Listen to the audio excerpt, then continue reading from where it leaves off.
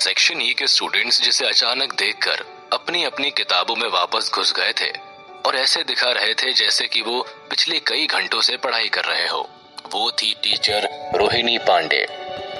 Teacher Rohini Pandey को बेशक मुश्किल से एक ही साल स्टार सिटी हाई स्कूल में हुआ था, लेकिन स्कूल का हर बच्चा उसे प्यार और रिस्पेक्ट जरूर करता था। अब वो प्यार किसी भी तरह का हो, लेकिन कोई भी स्टूडेंट उनके सामने हमेशा खुद को शरीफ और पढ़ाकू दिखाने की कोशिश जरूर करता था।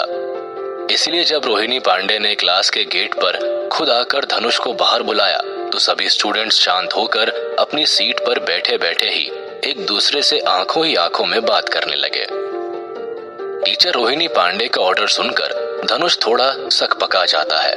वो शायद समझ जाता है कि उसे रोहिणी ने क्लास के बाहर क्यों बुलाया होगा। धनुष क्लास की सबसे पिछली सीट से होता हुआ मेन गेट तक पहुंचता है और उसके कानों में बाकी के स्टूडेंट्स की खुसफुसाहट भी पड़ रही है, पर हमेशा की तरह उनकी बातों को इग्नोर करता हुआ वो कॉरिडोर में अपनी टीचर के सामने आ जाता है। टीचर रोहिणी पांडे हमेशा की तरह बहुत ही खूबसूरत और शालीन लग रही थी और उनके अंदर से आती हुई वो खुशबू तो किसी को भी सम्मोहित कर दे।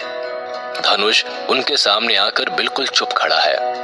रोहिणी भी कुछ देर तक उसे देखती रहती है और फिर अपनी मीठी सी आवाज और दबे हुए अंदाज के साथ वो धनुष से पूछती है, क्या तुम्हें मालूम है धनुष, मैंने तुम्हें यहाँ कॉरिडोर में क्यों बुलाया है? धनुष बिना कुछ बोले रोहिणी के उन पतले और गुलाबी होठों को देखकर शायद कुछ देर के लिए भूल ही गया कि रोहिणी पांडे उसकी एक टीचर भी है।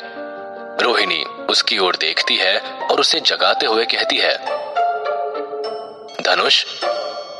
धनुष चौंक कर वापस अपनी सेंसेस में आ जाता है और रोहिणी से कहता है, मुझे लगता है मैडम आपने शायद मेरे मंथली टेस्ट के बारे में ही बात करने के लिए मुझे ऐसे यहाँ बुलाया है। धनुष बेशक कुछ देर के लिए रोहिणी की खूबसूरती में खो गया था और उसकी सिक्स सेंस उसे पहले ही रोहिणी के सवाल के बारे में आगाह कर चुकी थी।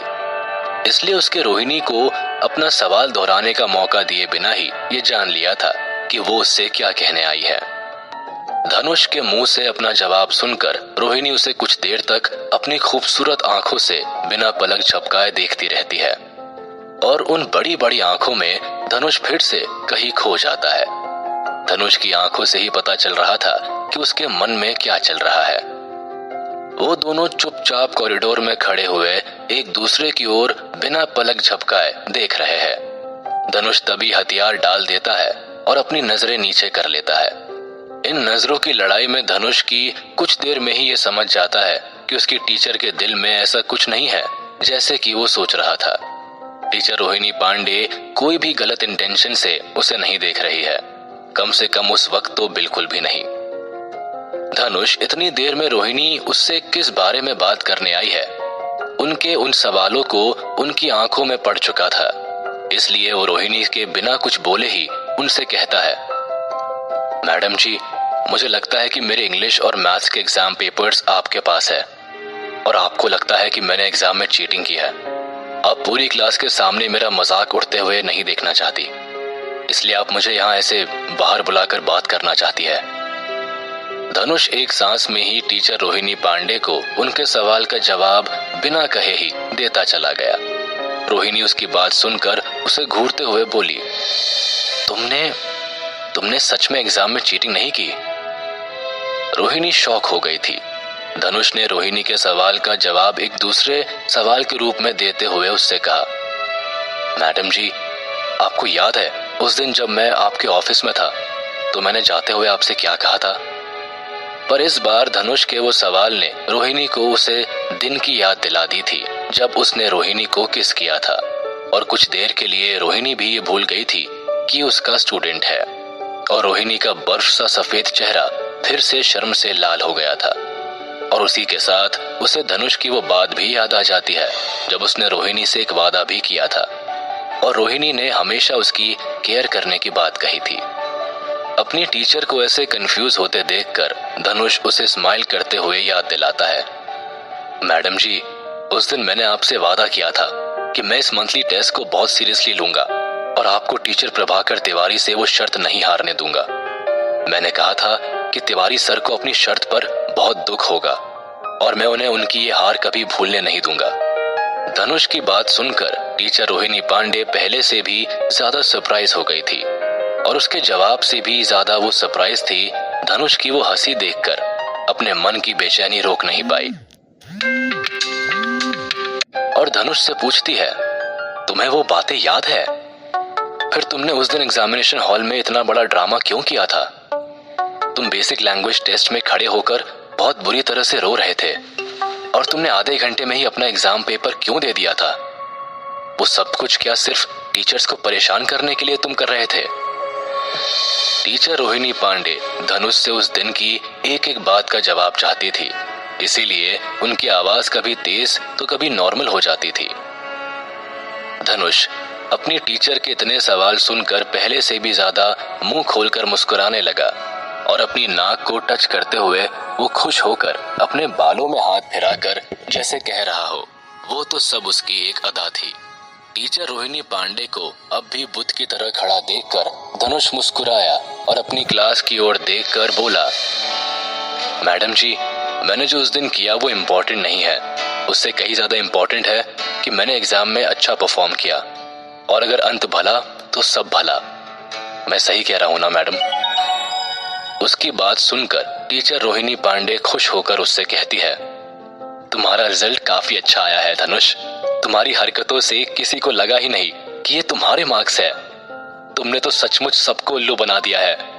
तुम्हें पता है तुम्हारे बेसिक लैंग्वेज टेस्ट में 140 पॉइंट्स मिले हैं, 150 पॉइंट्स इंग्लिश टेस्ट में और मैथ्स टेस्ट में भी 150 पॉइंट्स, कॉम्प्रिहेंसिव साइंस टेस्ट में 272 पॉइंट्स और इन सबको मिलाकर तुम्हारा टोटल स्कोर 712 पॉइंट्स हो गया है।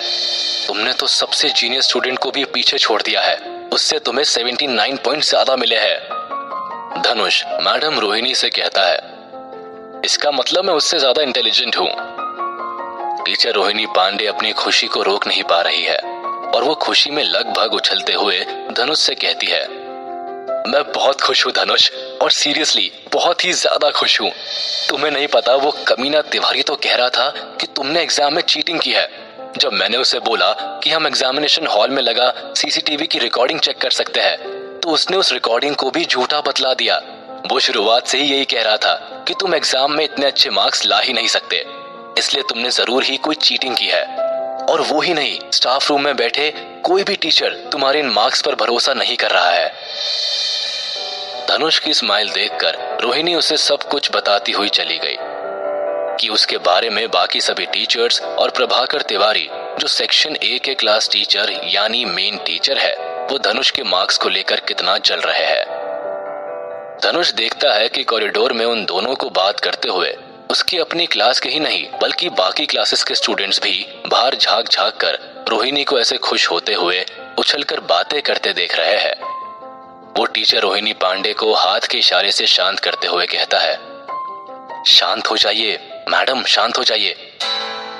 लेकिन रोहिणी पांडे उसे रोकते हुए प्यार भरे गुस्से में कहती है, तुम्हें मुझसे ज्यादा शांत होने की जरूरत है छोटे शैतान, क्योंकि टीचर प्रभाकर तिवारी तुम्हारे इतने अच्छे मार्क्स से इतने जल भुन रहे हैं कि वो सभी से कह रहे हैं तुमने कहीं से मंथली टेस्ट पेपर के क्वेश्चंस पहले से ही देख लिए थे, और वो इस बात का शक सीधा मुझ पर डाल रहे हैं। उन्हें लगता है कि मैंने पहले से ही तुम्हें टेस्ट पेपर्स के सभी क्वेश्चंस बता दिए थे।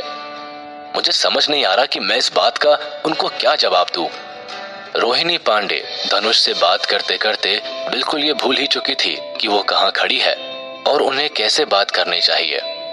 धनुष के सामने वो एक टीचर की हैसियत से नहीं बल्कि एक दोस्त की तरह खड़ी होकर बात कर रही थी और उन्हें इस तरह बात करते हुए आसपास की क्लासेस के बच्चे घूर घूर कर देख रहे थे। ऐसा लग ही नहीं रहा था कि कॉरिडोर में कोई टीचर अपने स्टूडेंट से बात कर रहा था, मानो दो स्टूडेंट्स आपस में एक दूसरे की शिकायत करने में बिजी हो। धनुष रोहिणी की वो बात सुनकर शॉक हो जाता है। उसे यकीन ही नहीं आता कि टीचर प्रभाकर तिवारी ऐसी हरकत भी कर सकता है। वो चिढ़ते हुए रोहिणी से कहता है, क्या सचमुच मैडम? मैं यकीन ही नहीं कर सकता कि तिवारी सर इतनी घटिया हरकत भी कर सकते हैं। पहले धनुष धाकड़ ने भी यही सोचा था कि वो अपनी पावर धीरे धीरे यूज करेगा और किसी को शक नहीं होने देगा कि उसके अंदर कुछ एक्स्ट्राऑर्डिनरी पावर्स है।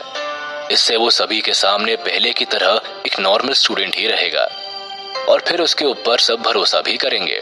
लेकिन जब भी वो ऐसा सोचता था कि उसे अपनी पावर्स का इस्तेमाल एक ही टेस्ट में नहीं करना चाहिए, तभी उसे टीचर प्रभाकर तिवारी का चेहरा और उनकी वो ओछी बातें याद आ जाती है।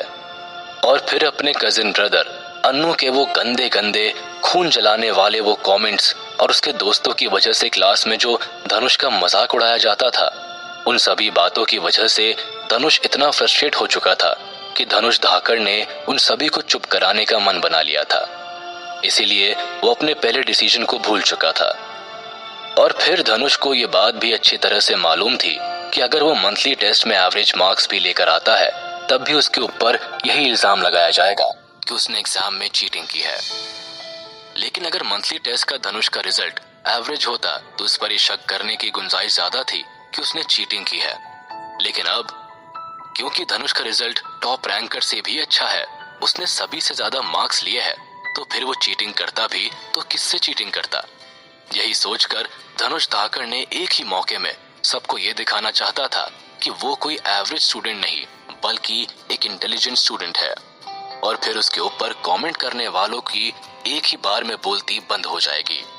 लेकिन आज टीचर रोहिणी पांडे से बात करते हुए धनुष को ये बात समझ आ चुकी थी कि अच्छे लोग हमेशा तुम्हारे बारे में अच्छा ही सोचते हैं और तुम्हारी बातों पर यकीन भी करते हैं। जैसे किसी अपने को अगर तुम बंदूक से गोली भी मारो तो वो यही सोचेगा कि बंदूक से गोली एक्सीडेंटली चल गई होगी। लेकिन जिन लोगों की सोच गंदी होती है या फिर जो हमेशा किसी की खुशी से जलते हैं, वो कभी भी तुम्हारी सफलता का क्रेडिट तुम्हारी मेहनत को नहीं देते। ऐसे लोग अनगिनत कारण ढूंढकर तुम्हें हमेशा नीचा दिखाने की कोशिश करते रहेंगे। जहां रोहिणी पांडे को धनुष की मेहनत और उसके दिमाग पर पूरा भरोसा था कि उसने चीटिंग नहीं की होगी, वही टीचर प्रभाकर तिवारी जैसा आदमी उसकी मेहनत पर अब भी उंगलियां उठाने से बाज नहीं आ रहा था। रोहिणी धनुष के हाव भाव और उसकी खुशी देखकर ये समझ गई थी कि धनुष झूठ नहीं बोल रहा है, कि उसने एग्जाम में चीटिंग नहीं की है। इसीलिए वो धनुष को समझाते हुए कहती है, धनुष, अगर तुम और तुम्हारे टीचर ये भरोसा दिला देते हैं कि तुम्हारे मार्क्स सच्चे हैं, तो मैं तुम्हारे ऊपर कोई भी उंगली नहीं उठने दूंगी और तुम्हारे नाम के आगे लगे चीटर की दाग को भी हमेशा के लिए हटवा दूंगी। और फिर वो कमीना तिवारी तुमसे माफी मांगने के लिए मजबूर हो जाएगा। रोहिणी पांडे की बातों से साफ साफ पता लग रहा था कि उसे धनुष पर कितना ज्यादा भरोसा है। रोहिणी पांडे एक्साइटमेंट में ये बात धनुष से टिपिकल हिंदी में बोलती चली गई। दरअसल उनकी हिंदी भाषा इतनी शुद्ध थी कि कई वर्ड्स तो किसी के लिए भी समझ पाना मुश्किल होता था। रोहिणी धनुष की बातों पर पूरा भरोसा था। बाकी सबको विश्वास दिलाने के लिए उसे धनुष को टेस्ट करना जरूरी था, ताकि सबके सामने ये बात जाहिर हो जाए कि धनुष के मार्क्स उसके अपनी मेहनत से अचीव किए हुए हैं।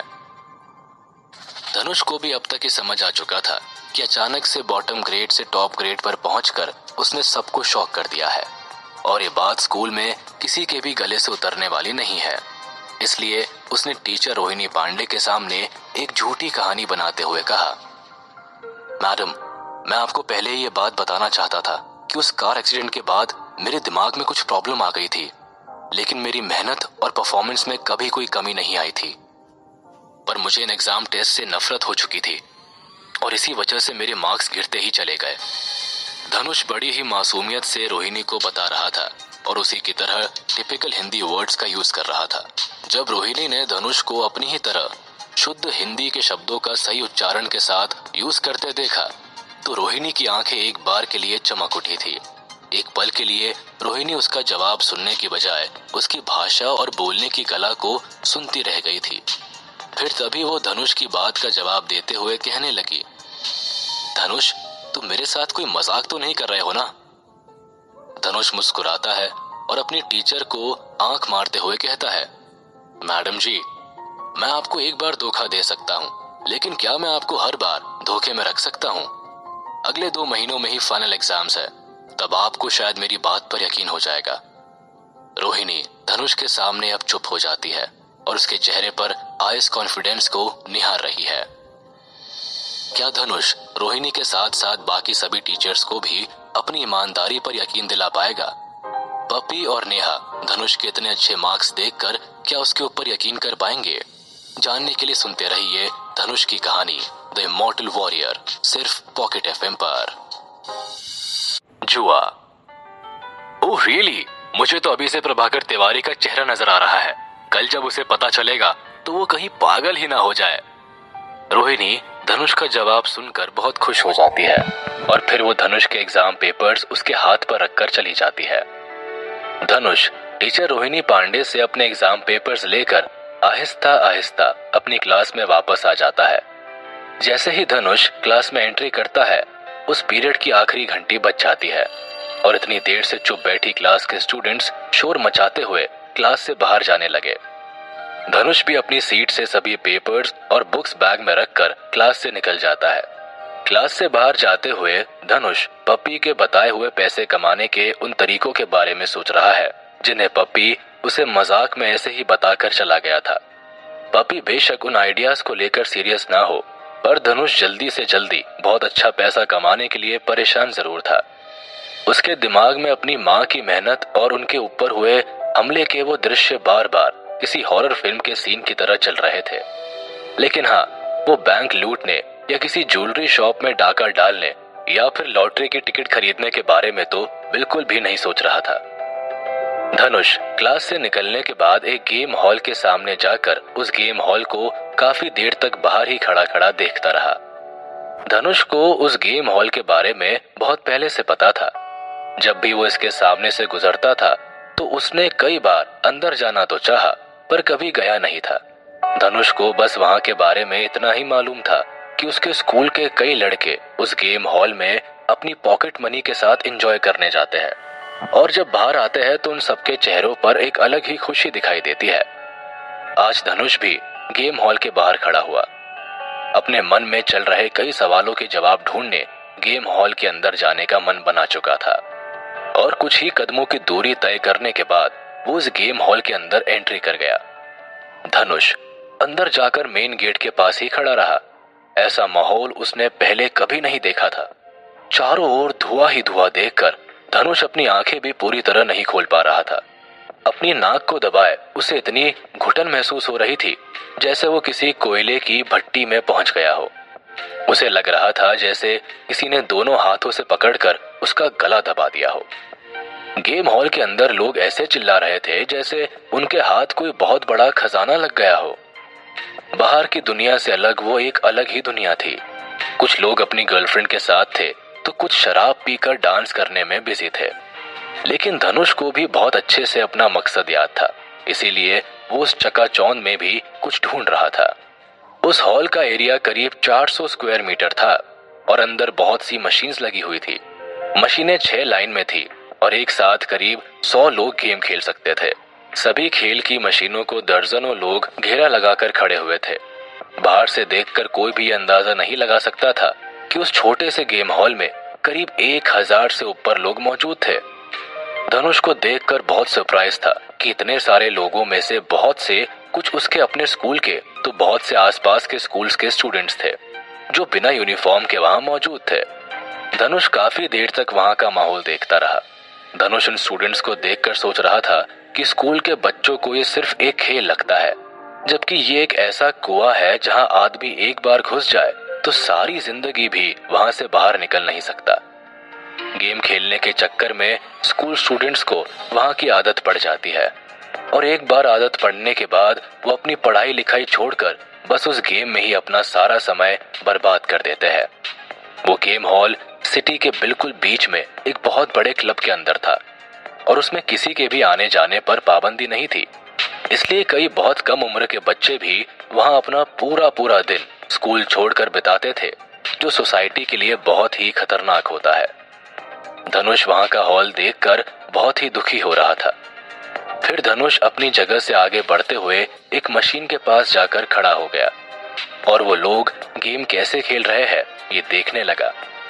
इतने लोगों के बीच में चुपचाप खड़े गेम को देखते हुए धनुष को किसी ने नोटिस भी नहीं किया। करीब 1 घंटे बाद धनुष वेटर के पास गया और उससे 10 टोकन लेकर मशीन के पास जाकर खड़ा हो गया।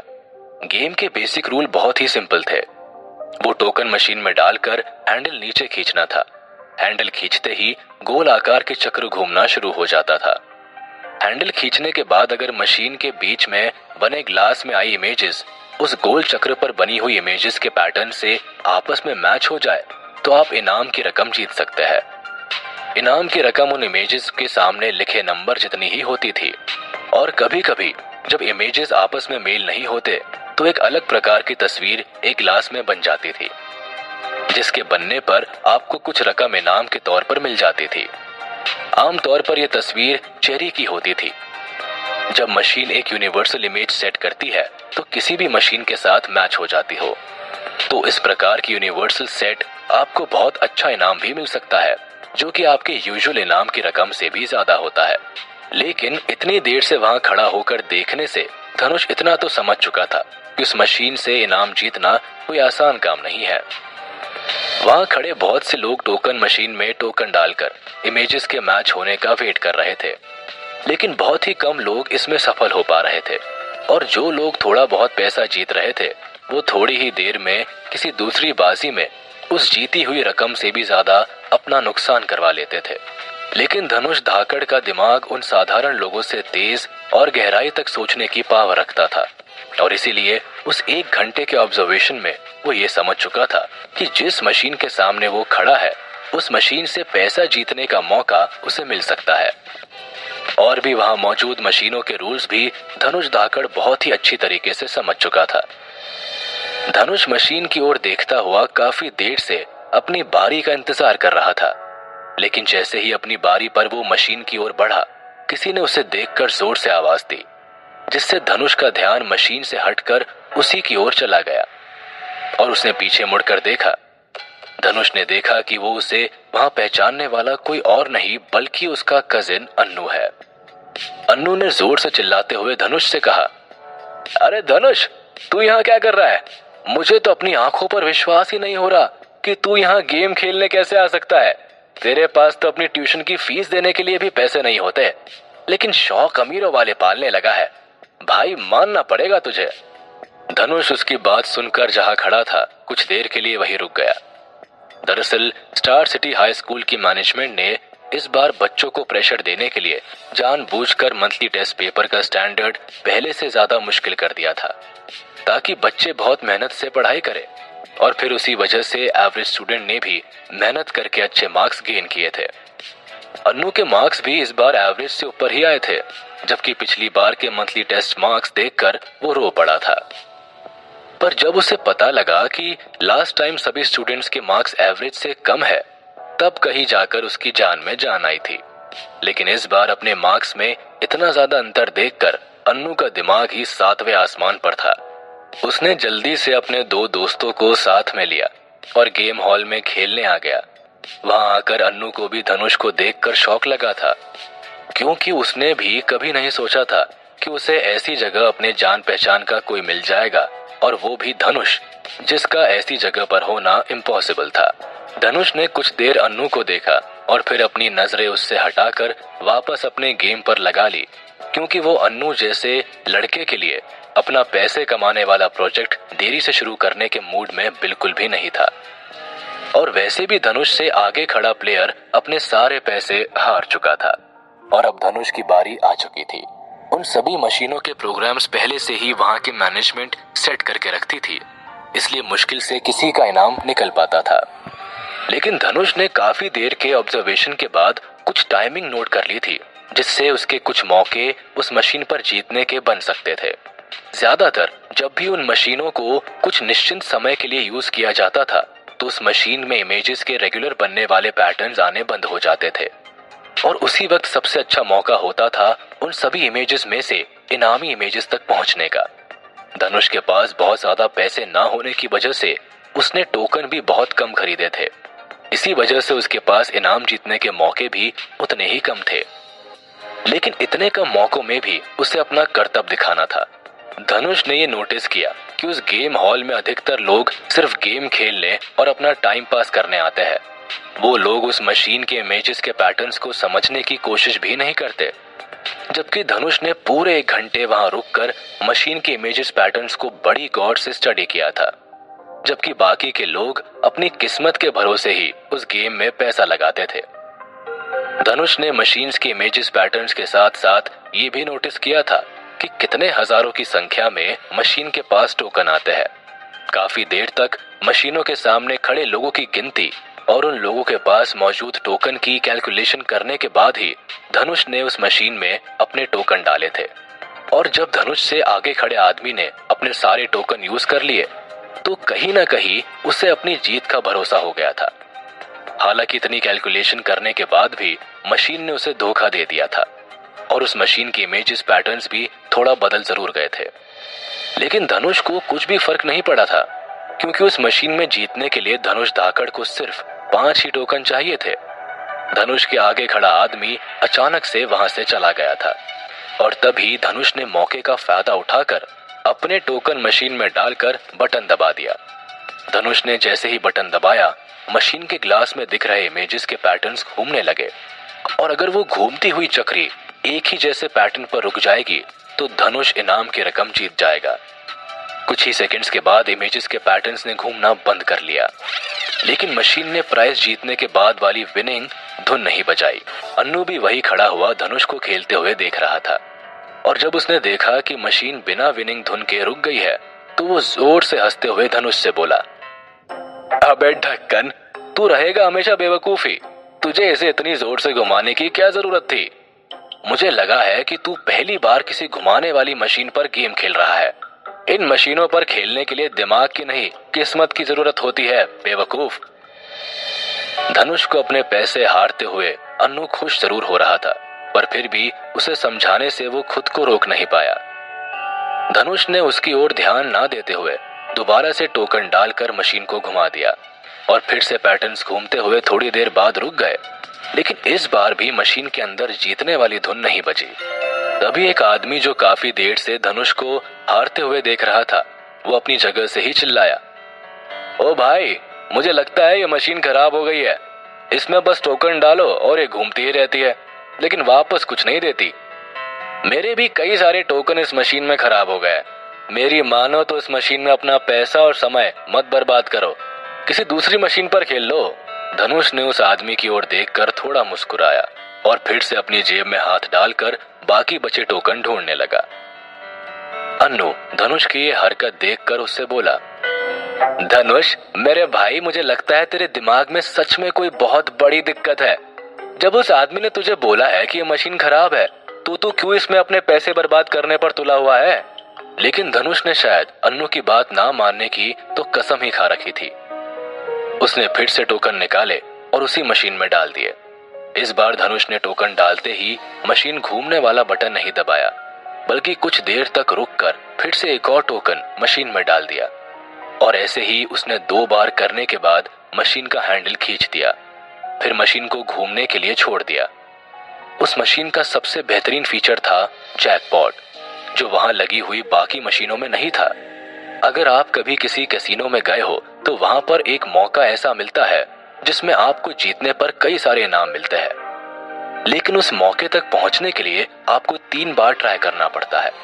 अब जैसे ही मशीन इनाम वाले चिन्ह पर रुकेगी तो उस मशीन के टोकन एक साथ बाहर आ जाएंगे और इसीलिए धनुष धाकड़ ने मशीन में स्टार्टिंग में ही 2 टोकन डाले थे ताकि वो सही मौके तक पहुंच जाए।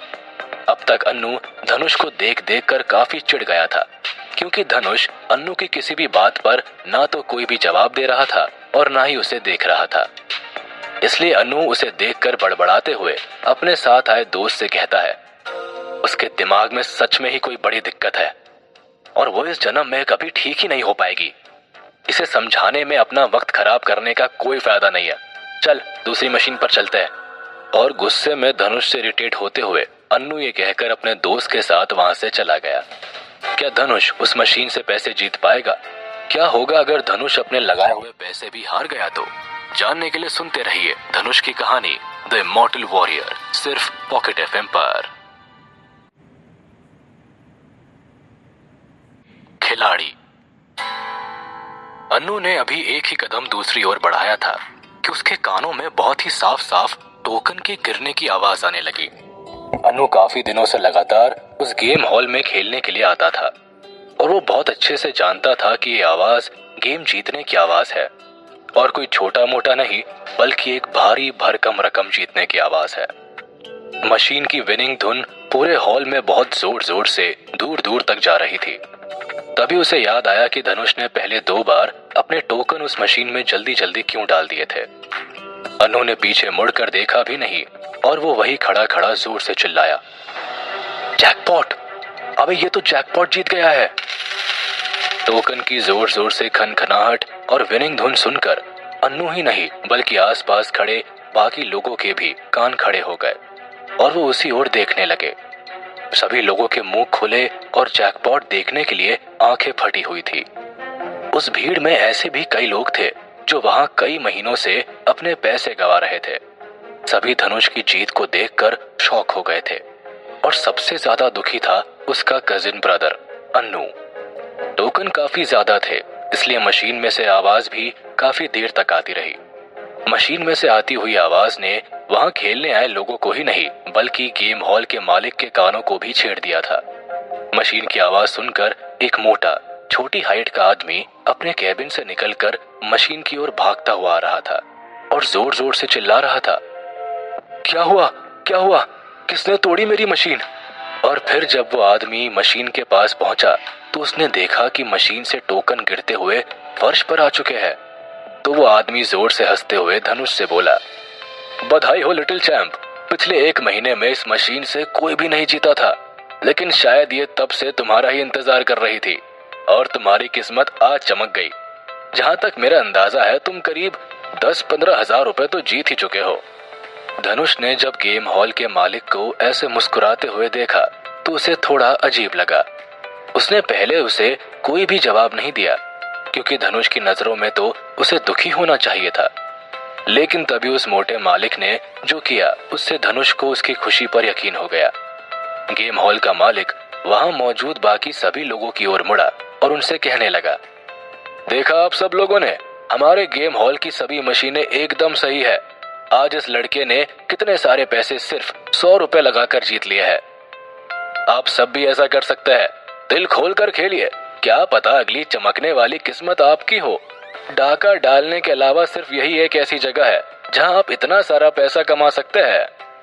धनुष इस गेम हॉल के मालिक की बात सुनकर मन ही मन उसके ऊपर हंस रहा था कि किस तरह से वो लोगों को बेवकूफ बनाकर पैसे बना रहा है। धनुष अब तक ये समझ चुका था कि गेम हॉल की मशीनें गेम हॉल का मालिक टैप किए हुए है और वो अपने कैबिन में बैठा हुआ उन मशीनों को रेगुलेट करता रहता है और इसीलिए इन मशीनों से लोगों का जीतना बहुत मुश्किल है। यही नहीं, अगर कोई जीतने भी लगता है तो वो उतने पैसे नहीं जीत पाता जितना कि वो डिजर्व करता है। धनुष ने वो ही मशीन इसलिए चुनी थी क्योंकि धनुष से पहले बहुत से लोग उस मशीन में अपने पैसे फंसा चुके थे और इसीलिए गेम हॉल के मालिक का ध्यान उस मशीन के ऊपर से हट चुका था। जैसे ही गेम हॉल के मालिक ने वहां खड़े लोगों से धनुष के जीतने की इतनी तारीफ की थी, उन लोगों में से जैसे खेलने का उबाल आ गया था। जो लोग अभी तक खड़े खड़े सिर्फ मशीनों की ओर देख रहे थे वो भी टोकन लेने के लिए लाइन में लग चुके थे और वो लोग जो आज पहले से ही काफी पैसे वहां हार चुके थे उन्होंने फिर से टोकन खरीद लिए थे ताकि वो भी धनुष की तरह मोटे इनाम की रकम जीत सके। लोग पहले से ज्यादा टोकन खरीद रहे थे। गेम हॉल के मालिक की ट्रिक काम कर चुकी थी क्योंकि धनुष एक हाई स्कूल का स्टूडेंट था और बहुत से लोग उसे देखकर ये भी सोच रहे थे कि वो एक बच्चे से कैसे हार सकते हैं। इसलिए भी टोकन खरीदने की लाइन पहले से भी ज्यादा लंबी होती जा रही थी।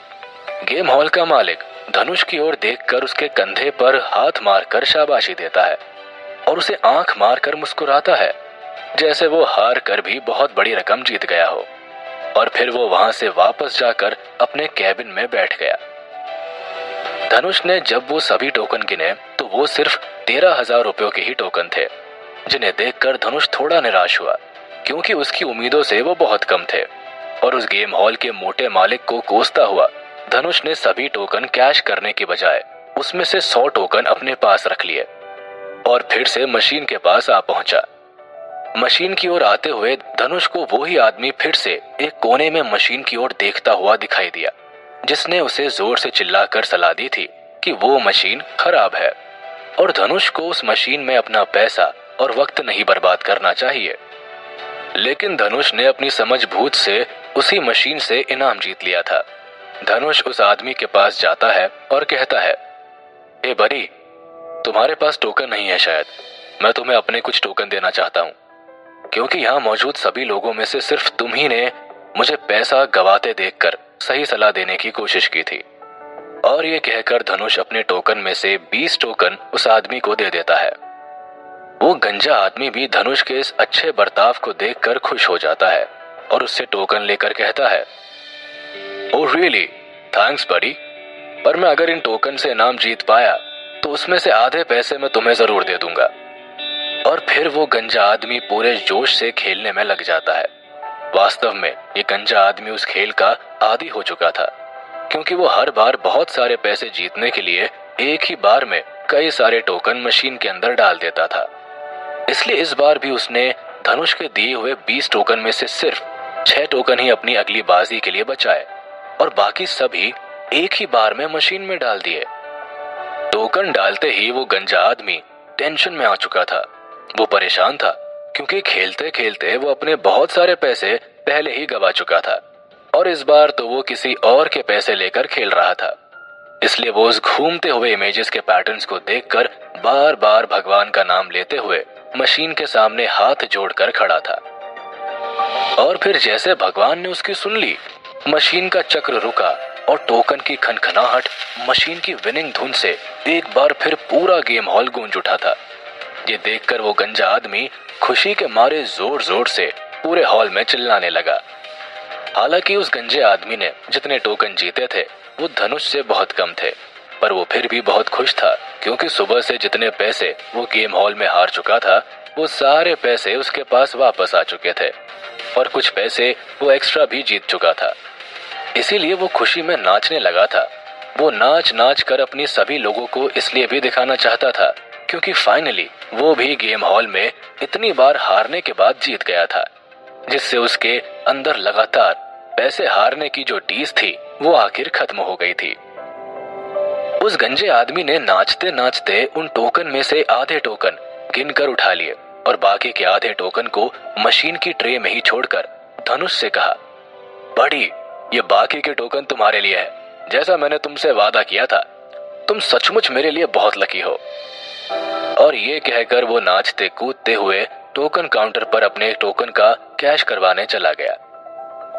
धनुष उस आदमी से वो टोकन लेने से मना करना चाहता था, लेकिन वो खुशी में इतना जल्दबाजी में था कि धनुष के रोकने से पहले ही वहां से चला गया। और फिर धनुष ने काउंटर पर जाकर उन सभी टोकन को कैश करवा लिया। इस तरह धनुष एक ही दिन में या फिर अपने पहले ही दिन गेम हॉल से काफी अच्छी खासी रकम जीत चुका था। ये सब कुछ उसका कजिन ब्रदर अन्नू एक गेम मशीन के सामने बैठा हुआ देखकर चल रहा था। अधिकतर अन्नू उस क्लब में बहुत ज्यादा देर तक नहीं बैठा करता था, लेकिन वो आज पहले ही अपनी सारी पॉकेट मनी गेम हॉल में हार जाने के बाद काफी परेशान था और उससे भी ज्यादा दुखी वो धनुष की जीत को देखकर हो रहा था। धनुष ने लगभग 20,000 रुपए उस गेम हॉल के गेम से एक ही दिन में जीत लिए थे, जबकि अन्नू अगर थोड़े बहुत पैसे कभी कभी जीत भी लेता था तो भी वो ज्यादा पैसों के चक्कर में उन्हें वही हार कर रह जाता था। इसी वजह से धनुष से उसे काफी जलन हो रही थी, क्योंकि कुछ देर पहले जिसे वो पागल बेवकूफ कह रहा था वो आज गेम हॉल का हीरो था। और ये हाल अकेले अन्नू का ही नहीं बल्कि उसके साथ आए उसके दोनों दोस्तों का भी था। अन्नू के साथ आए दोनों दोस्तों में से एक पवन धनुष को वहां से इतने पैसे जीतकर जाते हुए देखकर कहता है, धनुष ने तो सचमुच कमाल ही कर दिया यार। पहले ही दिन उसने जितने पैसे यहाँ से जीते हैं उससे कहीं ज्यादा तो अब तक हम लोग यहाँ हार चुके हैं। मैंने जब से गेम हॉल में आना शुरू किया है तब से लेकर आज तक मैंने पहली बार किसी को यहाँ से इतने सारे पैसे लेकर जाते देखा है। उसकी बात सुनकर अन्नू का दूसरा दोस्त अजय कहता है, इसे कहते हैं ऊपर वाला मेहरबान तो गधा पहलवान। अगर उसका दिमाग हमारे जितना शार्प होता तो वो कभी पैसे नहीं जीत पाता। मुझे लगता है आज उसके जैसे पागल लोगों का ही दिन है। वो दोनों धनुष को जाते हुए देखकर यही सोच रहे थे कि काश धनुष की जगह अगर वो ये सारे पैसे जीत जाते तो उनके कितने मजे हो सकते थे। फिर अन्नू उन दोनों और खुद को तसल्ली देते हुए और धनुष से जलता हुआ कहता है, इस पागल से इतना ज्यादा जलने का क्या फायदा, पूरे साल इसके ग्रेड्स इतना नीचे रहे हैं और जो बीमारी इसके दिमाग में है उस वजह से इसे पक्का फेल ही होना है। अगर ये गलती से पास भी हो गया तब भी इसे किसी कॉलेज में एडमिशन नहीं मिलेगा।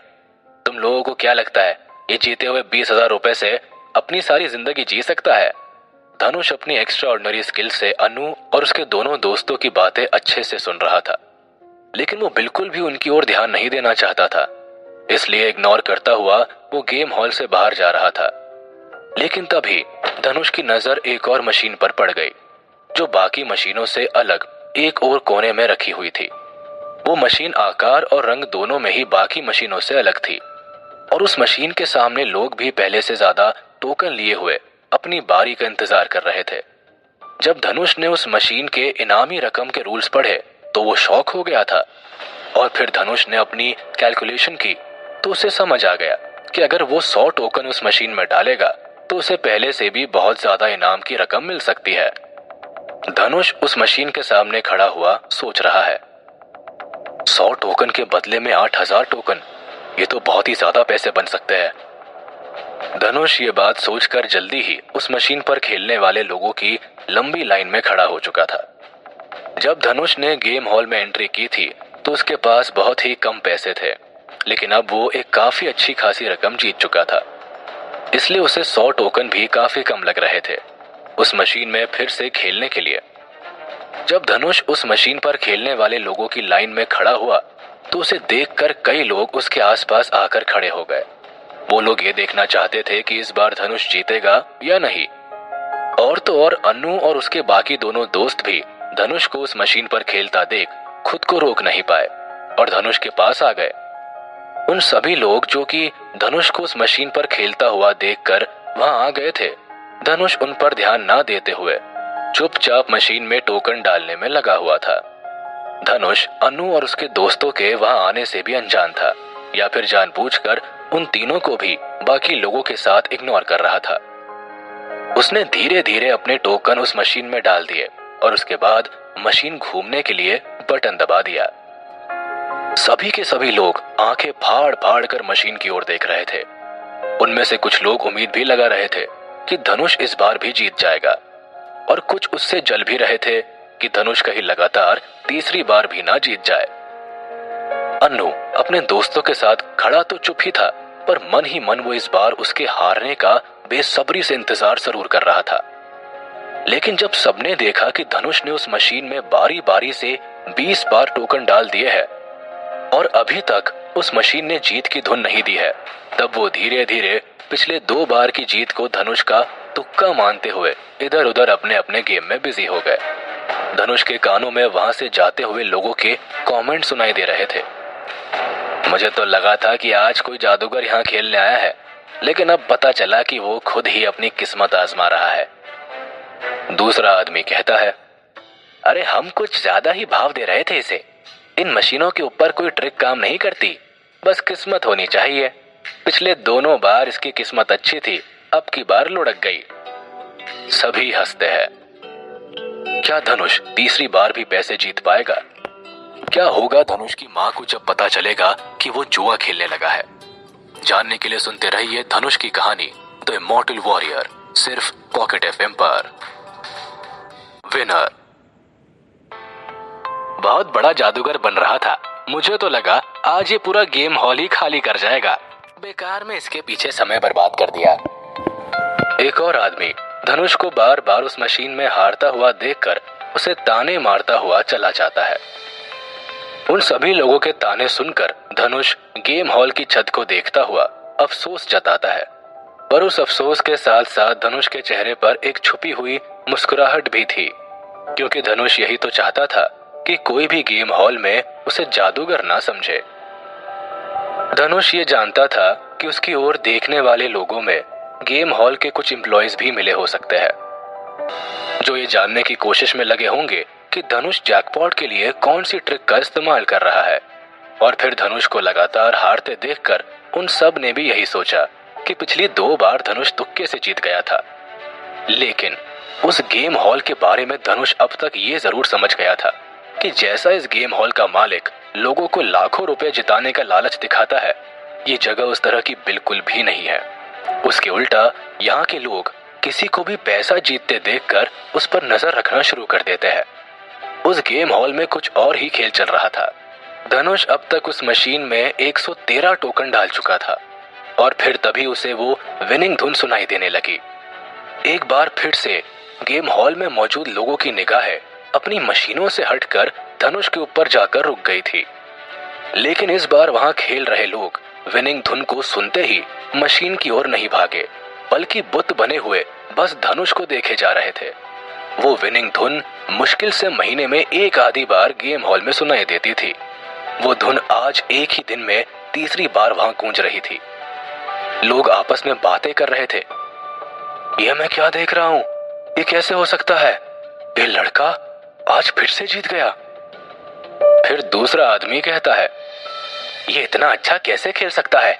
आज एक ही दिन में इसने तीसरी बार जैकपॉट जीत लिया है। लोग एक दूसरे से बातें करते हुए धनुष को चारों ओर से घेर कर खड़े होने लगे थे। उन सभी की आंखों से उनके मन की जलन साफ पता लग रही थी। धनुष के पहले जैकपॉट को देखकर सबने सोचा था कि उसका तुक्का लग गया है। दूसरी बार जब धनुष के दिए हुए टोकन से वो गंजा आदमी जीता तो सबने सोचा कि उस गंजे आदमी की भी किस्मत तेज होगी। लेकिन तीसरी बार फिर से जैकपॉट लगना कोई मामूली बात नहीं थी।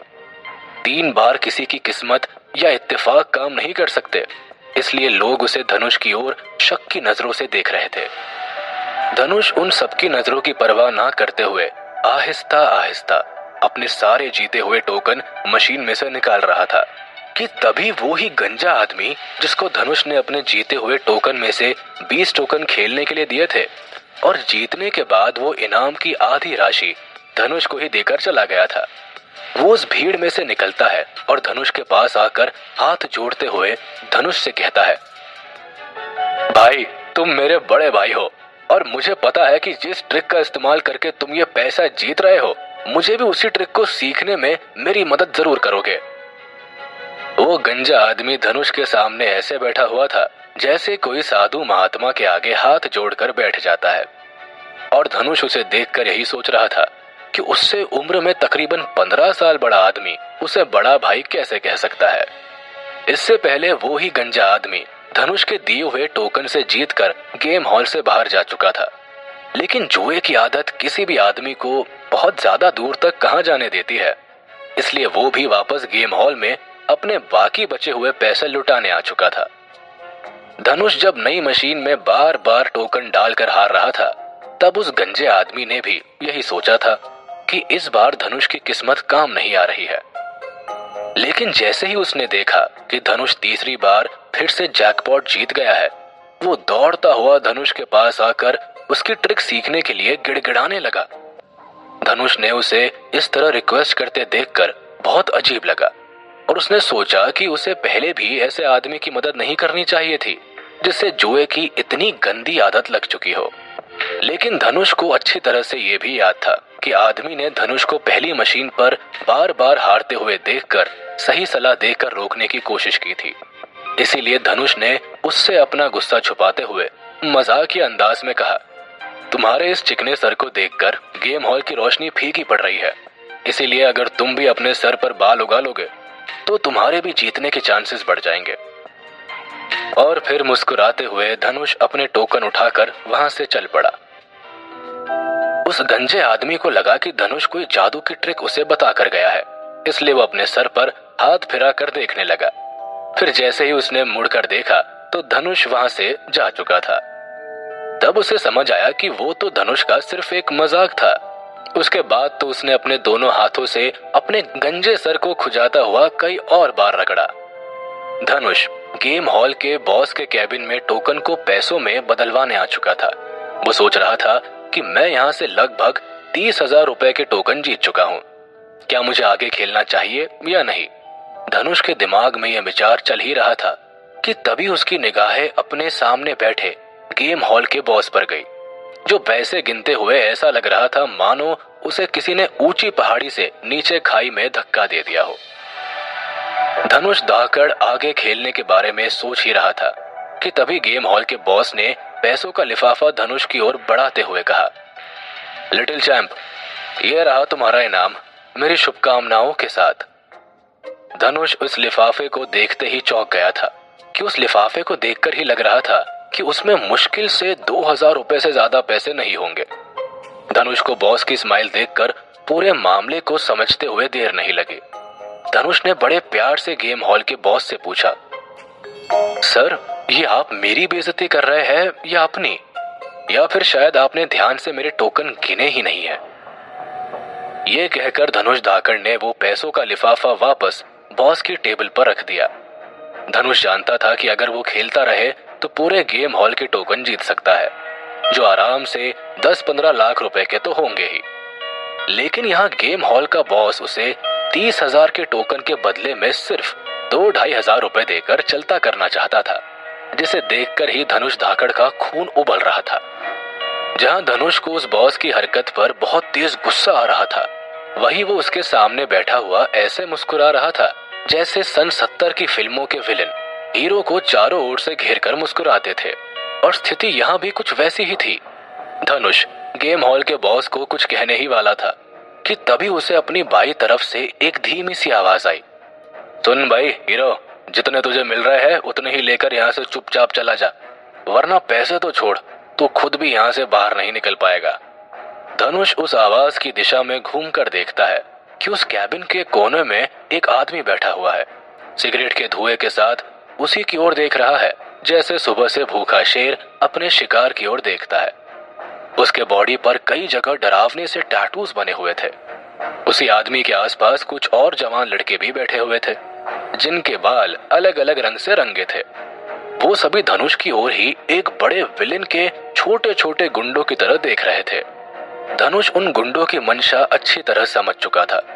वो फिर से गेम हॉल, जिसका नाम खजान सिंह है, उसकी ओर मुड़कर बोला, सर, क्या आप अपने यहाँ आए हुए ग्राहकों के साथ जीतने के बाद ऐसा ही व्यवहार करते हैं?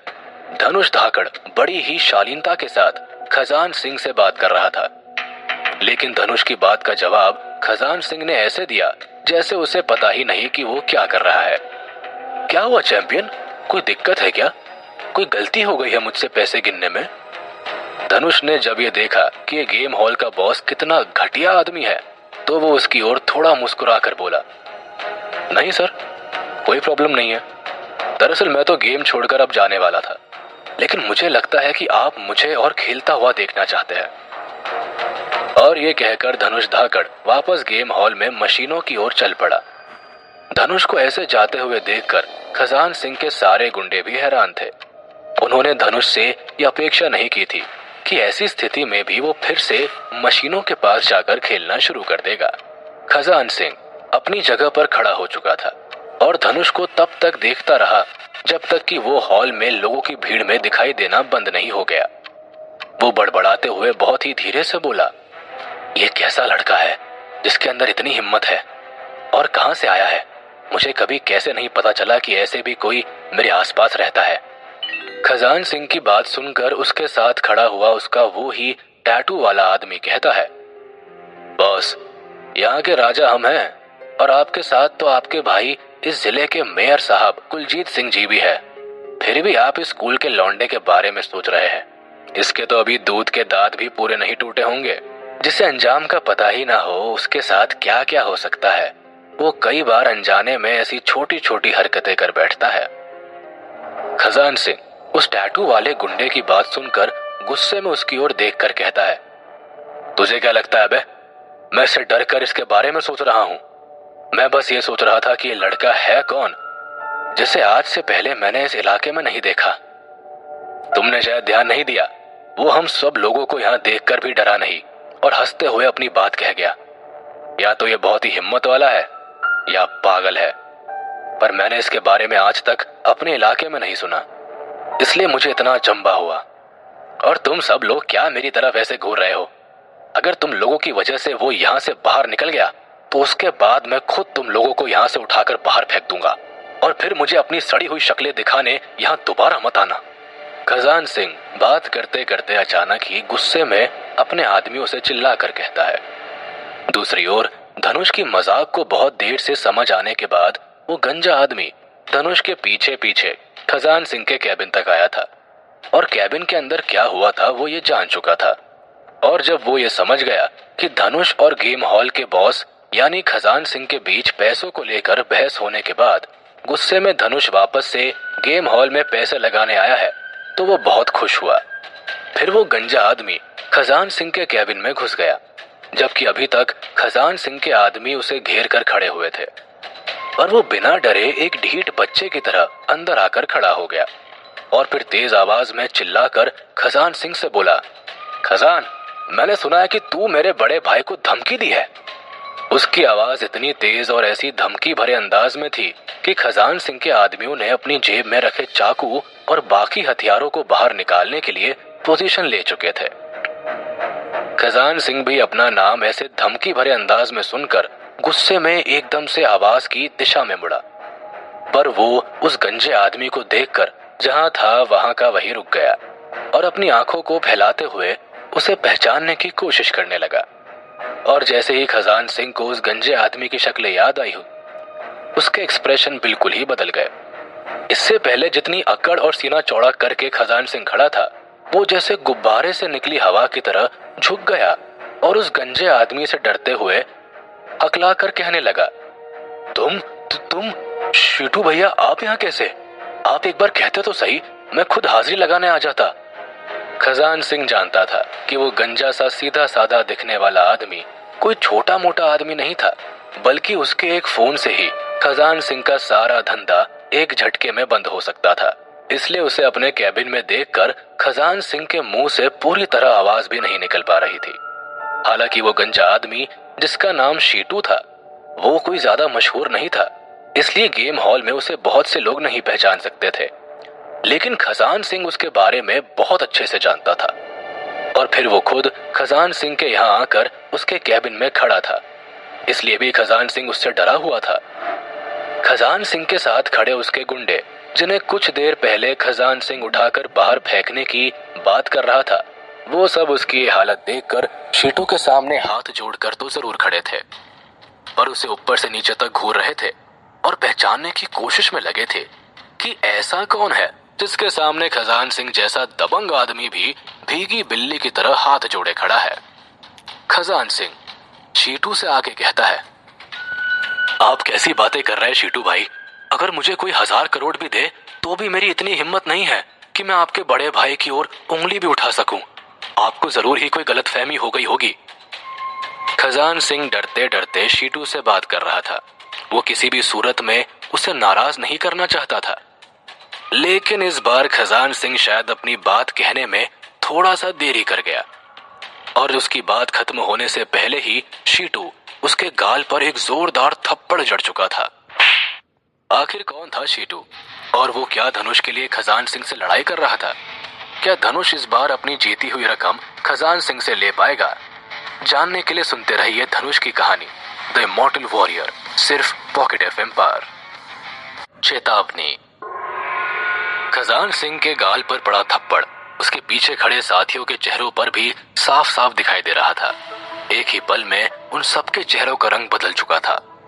सबके सब चुपचाप खजान सिंह के चेहरे को ऐसे देख रहे थे जैसे स्कूल के बच्चे अपनी क्लास के सबसे दबंग बच्चे को स्कूल टीचर से पिटाई खाते देख अपनी बारी का इंतजार करते हुए डर रहे होते हैं। उस कैबिन में चारों ओर थप्पड़ के बाद शांति फैल गई थी। तभी गुस्से में खड़े शीटू ने खजान सिंह से कहा, पता है तुझे थप्पड़ क्यों लगा? क्योंकि मुझे तेरे जैसे लालची और घटिया लोगों से सख्त नफरत है, जो जीतना तो जानते हैं लेकिन हारते ही बेईमानी पर उतर आते हैं। अगर इस शहर में एक और ऐसा ही गेम हॉल बन गया ना, तो ये सारे बाहर खड़े लोग उस दिन से तेरे यहाँ झांकेंगे भी नहीं। तुझे क्या लगता है बे, हम सबके सब बेवकूफ है? शीटू का बच्चे की तरह गाल पर हाथ रखकर खड़ा था, क्योंकि उसने ये कभी सोचा भी नहीं था कि हर समय हंसने मुस्कुराने वाला शीटू अचानक से इतने गुस्से में भी आ सकता है। खजान सिंह थप्पड़ खाकर भी अभी तक यही सोचकर परेशान था कि उसे ये थप्पड़ पड़ा किस लिए है, क्योंकि उसे ये बात तो बहुत अच्छे से पता थी कि उसने या उसके किसी भी आदमी ने शीटू के बड़े भाई को कोई धमकी नहीं दी थी। पर खजान सिंह शीटू से कुछ भी पूछने की हिम्मत ही नहीं कर पा रहा था। उसे लगा कि कहीं वो दोबारा मुंह खोले और शीटू फिर से एक और थप्पड़ उसके गाल पर जड़ दे। खजान सिंह चुप खड़ा हुआ अपने ही मन में थप्पड़ के कारण ढूंढ रहा था। फिर शीटू उससे आगे कहता है, खजान सिंह, मेरी बात कान खोल कर सुन ले। जो लड़का तेरे पास अभी टोकन लेकर अपने पैसे लेने आया था, वो मेरा बड़ा भाई है और वो जैसे चाहे जितना चाहे यहाँ खेल सकता है और पैसे जीत सकता है। पर अगर तूने उसके साथ कोई भी खेल खेलने की कोशिश की तो तेरे लिए मुझसे बुरा और कोई भी नहीं होगा। शीटू की बात सुनकर खजान सिंह के सर के ऊपर जैसे बिजली गिर गई हो। वो समझ ही नहीं पा रहा था कि शीटू और धनुष का क्या रिश्ता हो सकता है। और वो ही नहीं, पीछे खड़े उसके आदमी भी शीटू की ओर देखते रह गए। ये कहकर शीटू खजान सिंह के कैबिन से बाहर निकल गया। खजान सिंह और उसके आदमी शीटू के बाहर निकलने तक सर नीचे झुकाकर गर्दन हिलाते हुए उसकी बात मानने की हामी भरते रहे। जैसे ही शीटू कैबिन से बाहर निकला, खजान सिंह के खास आदमी ने खजान सिंह से कहा, बॉस, अब हमें क्या करना चाहिए? खजान सिंह उससे कहता है, मैं क्या कह सकता हूं बे, मुझे तो बस आज का अपना नुकसान दिखाई दे रहा है। वो स्कूल का लौंडा बहुत अच्छा खेल कर गया और आगे भी जैसा चाहेगा वैसा ही खेल करेगा, क्योंकि जब तक वो खुश है शीटू भाई भी खुश रहेंगे और अगर वो खुश रहेंगे तो हमारी दुकान चलती रहेगी। खजान सिंह शीटू और धनुष से चिढ़ते हुए कह रहा था, क्योंकि उसे शीटू के फादर की उस एरिया में पहुंच का बहुत अच्छी तरह से अंदाजा था।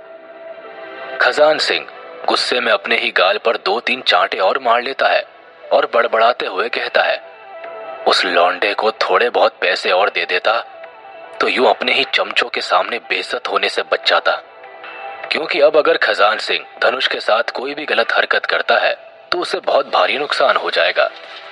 खजान सिंह अभी चुपचाप खड़ा खुद को कोस ही रहा था कि तभी उसका वो खास आदमी जिसने अपनी बॉडी पर बहुत से टैटू बनवाए हुए हैं, वो फिर से खजान सिंह के लगभग कान में घुसकर फुसफुसाता है, पर बॉस, अगर वो स्कूल का लौंडा हमारी मशीन के रेगुलर पैटर्न को पहचान गया तो फिर तो हम पक्का बर्बाद हो जाएंगे, क्योंकि हमें तो मशीन से पिछले कई दिनों से टोकन बाहर निकालने हैं और वो तो आज खेलते खेलते ही सारे टोकन जीत जाएगा।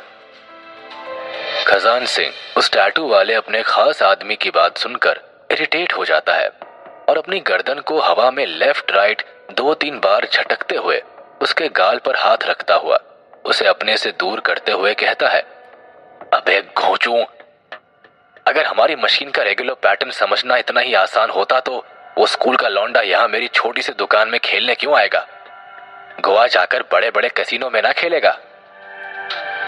खजान सिंह उससे तो ये बात बड़ी आसानी से बोल गया था, लेकिन ऐसा कहते ही उसके खुद के दिल में भी ये डर था कि अगर धनुष उसके इनाम की रकम जीतने वाले उस रेगुलर फिक्स पैटर्न को समझ गया तो उसके लिए बहुत मुश्किल होने वाली है।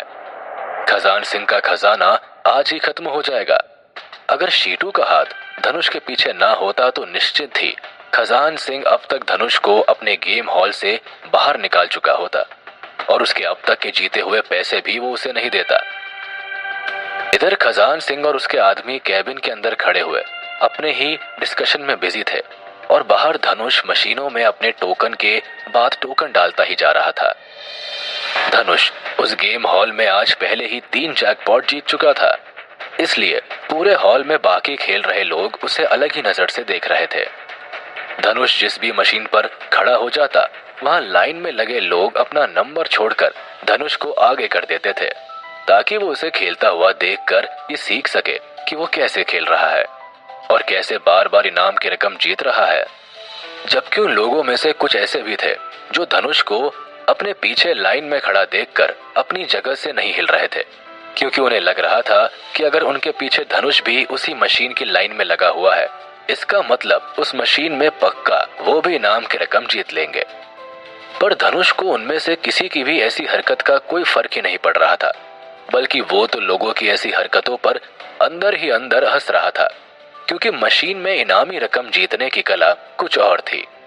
धनुष खजान सिंह के बर्ताव और गेम हॉल के वातावरण से इतना गुस्से में था कि वो अब सभी मशीनों से इनाम जीतने में लगा हुआ था और हर एक मशीन में जा जाकर अपने टोकन डाल रहा था। कुछ ही देर बाद गेम हॉल में मौजूद लोगों ने धनुष का करिश्मा देखा।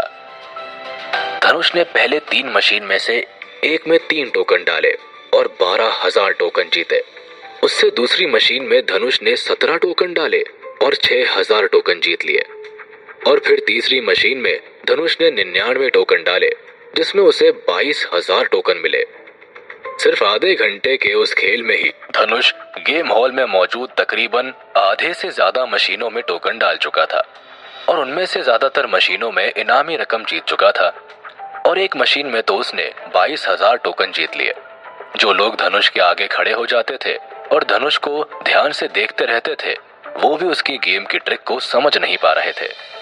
उनमें से कुछ लोग तो ऐसे थे जो धनुष को लगातार हर बार गेम खेलते हुए देख रहे थे, लेकिन फिर भी जब वो उसी मशीन में अपने टोकन यूज करते तो हार जाते थे। और कुछ लोग तो तुक्के से जीत भी गए, तो उन्होंने सोचा कि वो धनुष की ट्रिक सीख गए हैं और इसीलिए फिर से उन लोगों ने ज्यादा जीतने के चक्कर में वो टोकन भी गवा दिए। फिर जब उन लोगों को ये समझ आ गया कि वो धनुष के आगे मशीन घेर कर खड़े होने से भी नहीं जीत पा रहे हैं, तो उन्होंने उसे जलन के कारण कभी जादूगर तो कभी उसकी किस्मत को बहुत ही अच्छा बताकर अपना उल्लू सीधा कर लिया। कुछ लोग ऐसे भी थे जो धनुष को गेम के बाद गेम जीतता हुआ देखकर उसकी खुशी में ही खुश हो रहे थे, और जब भी धनुष इनाम की रकम जीतता तो खुशी में तालियां बजा रहे थे। आखिर में धनुष ने सभी मशीनों पर जा जाकर वहां खेल रहे लोगों के दिमाग को हिला दिया था, इसलिए वो अपना गेम छोड़ छोड़कर अब सिर्फ धनुष के आगे पीछे ही घूम रहे थे। जब धनुष ने लगभग सभी मशीनों से एक अच्छी खासी रकम जीत ली, तो खजान सिंह तो अपना सर पकड़कर बैठ गया।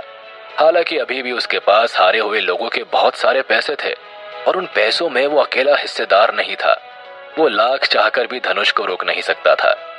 वास्तव में खजान सिंह उस गेम हॉल का अकेला बॉस नहीं था, वो तो बस उस गेम हॉल को चलाने के लिए एक चेहरा था।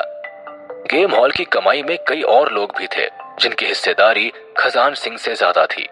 इसलिए अगर खजान सिंह बहुत ज्यादा पैसे हार गया तो उसे अपनी बॉस की गद्दी से तो हाथ धोना ही पड़ेगा, बल्कि हारे हुए पैसे अपनी जेब से भरकर गेम हॉल के महीने की फिक्स कमाई को पूरा करना ही पड़ेगा। खजान सिंह के पास सर पर हाथ रखकर रोने के अलावा और कोई चारा नहीं था। वो ऐसी स्थिति में फंस चुका था जहां आगे कुआं और पीछे खाई थी, क्योंकि हारे हुए पैसे अगर उसने नहीं दिए तो गेम हॉल के बाकी के मालिक उसे छोड़ेंगे नहीं, और अगर वो धनुष को उसके जीते हुए पैसे नहीं देगा तो शीटू उसे नहीं छोड़ेगा। खजान सिंह अपने मन ही मन हिसाब लगा रहा था कि उसे गेम हॉल का हिसाब कैसे और कहां से पूरा करना है, क्योंकि धनुष को धोखा देकर शीटू से दुश्मनी लेने की तो उसमें बिल्कुल भी हिम्मत नहीं थी। खजान सिंह बार बार खुद को उस पल के लिए कोस रहा था जब उसने धनुष को धमकी देकर वहां से जाने के लिए कहा था और उसके पैसे देने से भी मना कर दिया था। वो सोच रहा था कि अगर शीटू कुछ ना बोले तो वो जल्दी से जाकर धनुष के पैर पकड़ लेगा और उसे किसी भी तरह आगे खेलने से रोक लेगा, क्योंकि अब उसके पास यही एक तरीका बचा हुआ था खुद की बर्बादी रोकने का। लेकिन शीटू के सामने जाने के ख्याल से ही खजान सिंह के रोंगटे खड़े हो जाते हैं। शीटू के मुस्कुराते हुए चेहरे से भी खजान सिंह को डर लग रहा है, और उसको देखते हुए खजान सिंह की हिम्मत ही नहीं पड़ रही कि वो धनुष से जाकर माफी मांग ले। गेम हॉल में ही मौजूद धनुष के कजिन भाई अन्नू और उसके दोस्त पवन और अजय धनुष को ऐसे लगातार जीतते हुए देख रहे हैं। जहां अन्नू धनुष की जीत को देखकर चल रहा है, वही पवन अजय से कहता है, यार नो डाउट धनुष बहुत टैलेंटेड है। ऐसे ही नहीं, धनुष हमेशा स्कूल टॉपर रहा है और उसके मार्क्स हमेशा से ही इतने अच्छे आए हैं। उसका दिमाग सचमुच ही बहुत तेज है, और तो और उसने स्पोर्ट्स में भी कई मेडल इसीलिए जीते हैं क्योंकि वो हर खेल को बहुत जल्दी समझ लेता है। पवन की बात सुनकर अजय उससे बहुत ही धीमी आवाज में कहता है, नहीं यार, अन्नू ने क्या बोला था भूल गया क्या? धनुष के दिमाग में तो चोट लगी हुई है, पर मुझे नहीं लगता कि जैसे वो यहाँ खेल रहा है और लगातार जीत रहा है, ये केवल किस्मत के भरोसे तो नहीं हो सकता। धनुष ने जरूर ही खेल के पैटर्न को कैलकुलेट कर लिया है और वो ये समझ चुका है कि जीतने वाले पैटर्न मशीन में कब आते हैं। आपस में बात करने के साथ साथ पवन और अजय छुपी हुई नजर से बार बार अन्नू के चेहरे को भी देख रहे थे, जो धनुष को जीतता हुआ देखकर पीला पड़ता जा रहा था, जैसे धनुष खजान सिंह के नहीं उसके पैसे जीत गया हो। काफी देर तक धनुष की ओर एकटक देखने के बाद अन्नू उन दोनों से कहता है, तुम दोनों को सच में लगता है कि धनुष बहुत चालाक है और मैं उससे इसलिए नफरत करता हूँ क्योंकि वो बहुत सारे पैसे जीत गया है? फिर अन्नू अपने दोस्तों की ओर देखकर मुस्कुराता है और कहता है, मुझे तो पक्का यकीन है इसके दिमाग में अब भी कोई ना कोई प्रॉब्लम तो जरूर है। अन्नू थोड़ी देर फिर धनुष को खेलते हुए देखता रहता है और फिर उन दोनों से कहता है, तुम अपने दिमाग पर जोर डालकर सोचो, इतना बड़ा गेम हॉल, इस शहर के बीचों बीच कोई भी ये बिजनेस कैसे चला सकता है? तुम्हें क्या लगता है इतने बड़े गेम हॉल का बॉस कोई छोटा मोटा आदमी होगा? अगर धनुष ऐसे ही पैसे जीतता रहा तो इस गेम हॉल के मालिक को कितना नुकसान हो रहा होगा, तुम जरा ये सोच कर देखो। तुम्हें क्या लगता है यहाँ का बॉस धनुष को ऐसे ही छोड़ देगा? धनुष पैसा नहीं जीत रहा है, वह अपने लिए बहुत सारी मुसीबतें पैदा कर रहा है। फिर अन्नू धनुष को पैसे जीतते देखकर दया भरी नजरों से उसकी ओर देखता हुआ एक पल के लिए आंखें बंद कर लेता है। पवन और अजय अन्नू के मुंह से ऐसी बात सुनकर डर जाते हैं और फिर वो लोग भी धनुष को दया की नजरों से देखने लगते हैं। पवन और अजय भी ये अच्छी तरह से जानते थे कि दुनिया ऊपर से जितनी अच्छी नजर आती है उतनी असल में है नहीं, तो जितना ज्यादा पैसा धनुष जीत लेगा उसका गेम हॉल से निकलना उतना ही मुश्किल हो जाएगा। अगर धनुष इस बात को समझ जाए तो वो सारे जीते हुए पैसे वही छोड़कर गेम हॉल से बाहर निकल जाएगा, पर अगर धनुष इस बात को जल्द से जल्दी नहीं समझ पाया तो निश्चिंत ही वो अपनी जिंदगी को मुश्किलों में डाल देगा। हालांकि अन्नू इस बात को लेकर इतना श्योर नहीं था कि आज धनुष उस गेम हॉल से इतने पैसे लेकर बाहर निकल पाएगा या नहीं, पर धनुष के बारे में एक बात तो वो बहुत अच्छे से जान चुका था कि धनुष का दिमाग फिर से नॉर्मल हो गया है। यही नहीं, वो कार एक्सीडेंट के पहले से ज्यादा इंटेलिजेंट भी हो गया है। इसके अलावा अन्नू धनुष के चेहरे की खुशी और उसका जोश देखकर मन ही मन उसके खिलाफ गुस्से से भर चुका था। आधे घंटे से ज्यादा बीत चुका था और अब तक धनुष गेम हॉल की लगभग सभी मशीनों से इनाम की रकम जीत चुका था। उसकी जीत की रकम 4 लाख रुपए से भी ऊपर जा चुकी थी। धनुष ने सभी मशीनों पर खेल चुका था। ऐसा लग रहा था कि वो खेलने नहीं बल्कि सिर्फ जीतने ही आया था। क्या अन्नू का डर सही था? धनुष गेम हॉल से बाहर वो पैसे लेकर जा पाएगा? क्या खजान सिंह धनुष से माफी मांगेगा? जानने के लिए सुनते रहिए धनुष की कहानी द इमॉर्टल वॉरियर, सिर्फ पॉकेट एफएम पर।